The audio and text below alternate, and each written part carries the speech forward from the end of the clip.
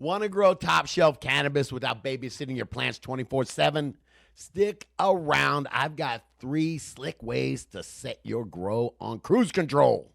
Let's get into it. But before we do, today's video is brought to you by Real Growers Grow Dots, the easiest way to feed your high-value plants. You mix grow dots in once at the beginning of your grow, and they feed your plants all the way to harvest. You don't have to worry about nutrient burn or nutrient lockout. Grow Dots does all the hard work for you. Check them out over at realgrowers.com. And while you're there, use coupon code Scotty420 to get 20% off your first order. Now let's get back to the show. All right, Hassie, you ready? I am, man. These 3 points you figured out how to automate.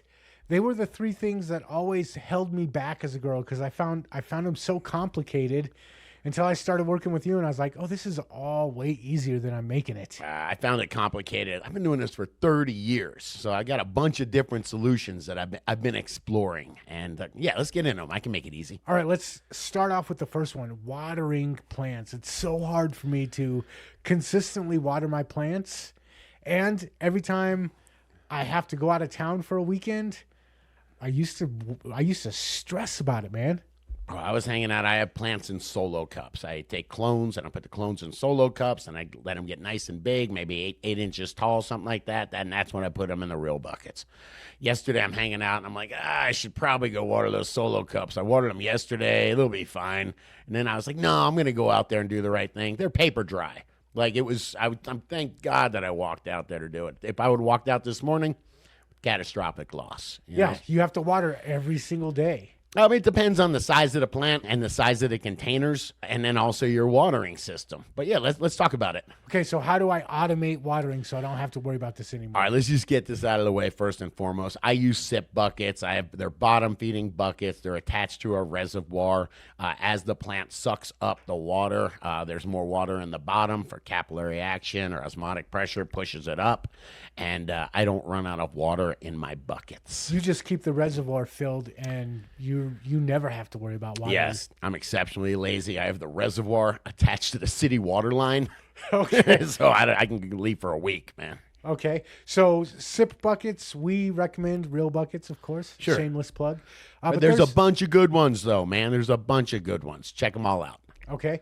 Other than sip buckets, there are a couple other ways to keep your plants watered as well. This is the easiest one because it works for almost any system, but it is drippers. You can set up a drip line. You can go to Home Depot and get 1/4-inch tubing. It's the same kind of thing that people use in flower beds and whatnot. You can get little soaker heads or different heads, and you can set up a drip line. What do you need? 1/2-inch tubing, some little 1/4-inch tubing. I mean, literally, if you need a pump.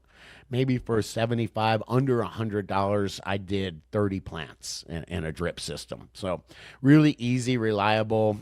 You get it. I forgot the timer. You plug a timer into a pump. You have the pump that has some hose that goes all around, and it's got these little drippers that just, drip. And a lot of them are adjustable. I have these little adjustable ones, so you can make them 1 gallon per hour, 2 gallons per hour, and yeah, it's a real neat way to automate watering your plants. Now, with the drippers, you can program it to have a dry back period. Oh, yeah. You can't really do that with the sip buckets. Correct.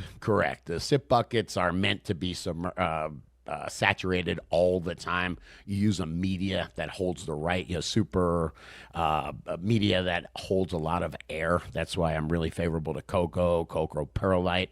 We're looking to keep that moisture level ideal all the time. With just regular containers, you do have a little bit of a dry back, or you should encourage a little bit of a dry back. So yeah, maybe I put my drippers on twice a day, something like that.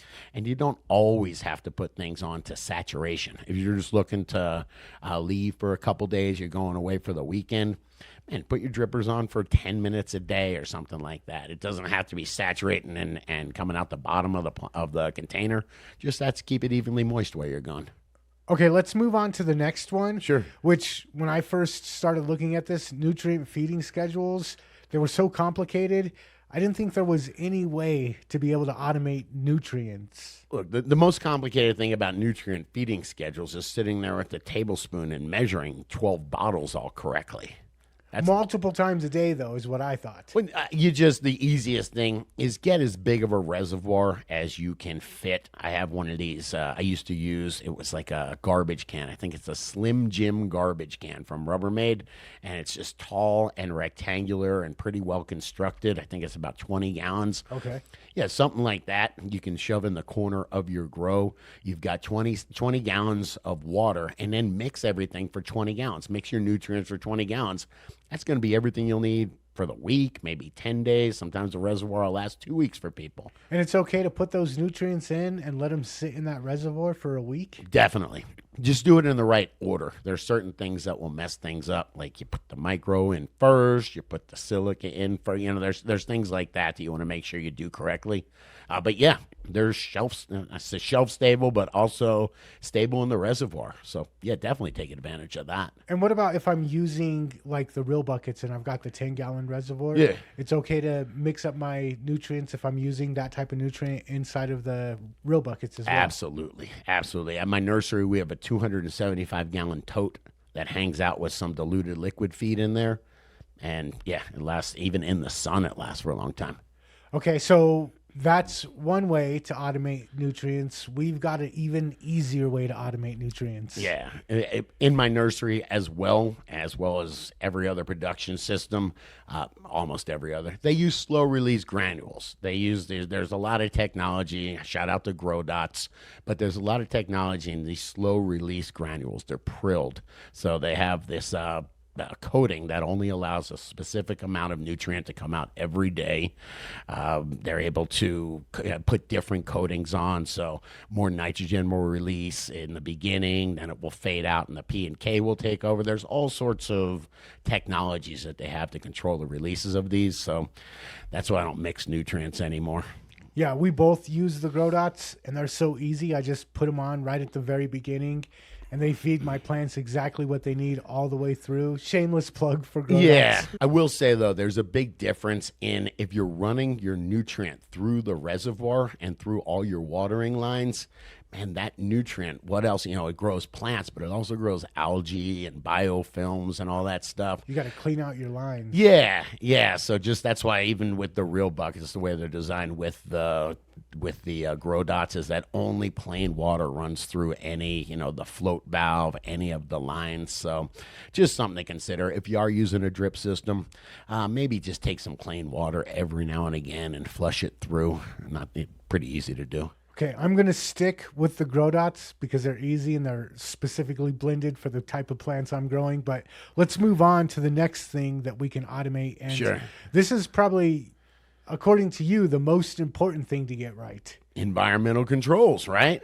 Absolutely. Your temperature, your humidity, both those together make VPD, how well your plant can breathe, and off gas.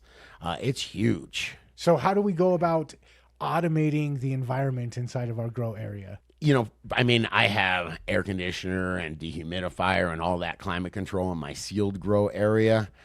So I have temperature and humidity kind of built into the room. Man, I'm sitting over here. I have the grow tent in view. I've got a couple grow tents right next to me, and they have a controller. They're AC Infinity grow tents. Shout out to them. They make good gear. I have the 69 and the 67 controller. I have some older ones. I think they're up to a 75 AI controller now. But these things have a temperature and humidity setting.